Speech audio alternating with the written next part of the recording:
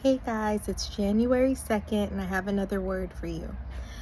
This person has been wrestling in their sleep.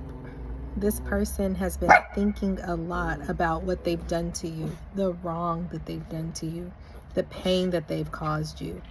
They can't sleep. They actually can't get any peace because of what they've done to you.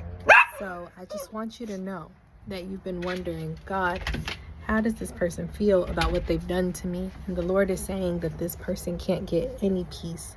They can't get any rest. They can't sleep at night. They toss and they turn. They're in great turmoil. They're in great distress. They're exhausted, actually, and they feel so bad about what they did to you. This person has been dealing with the spirit of pride, a strong spirit of pride, the Leviathan spirit. And they don't know how to get rid of it.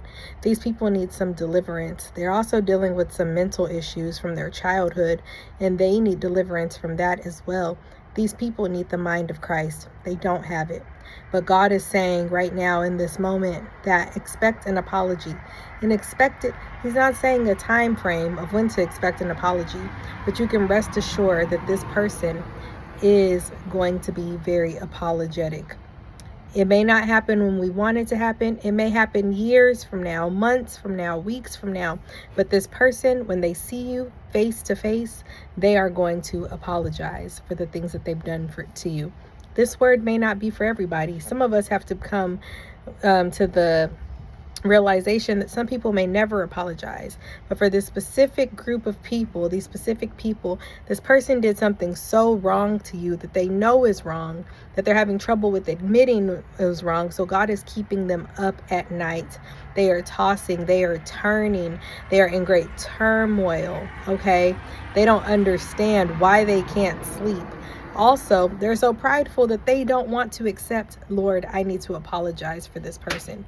Unfortunately, these people, the only way they'll come to apologizing to you is by listening to the Lord, is by repentance, by repenting to the Lord for what they've done to you, for wasting your time, for lying to you, for cheating on you, for beating you, for accusing you of things that you've never done. Because a lot of these people were master manipulators. A lot of these people you were in relationship with, some of them are even your family members, and they manipulated you so badly that you've just been distraught. But right now, I just want to tell you that God can heal you from that. All you have to do is just let it out.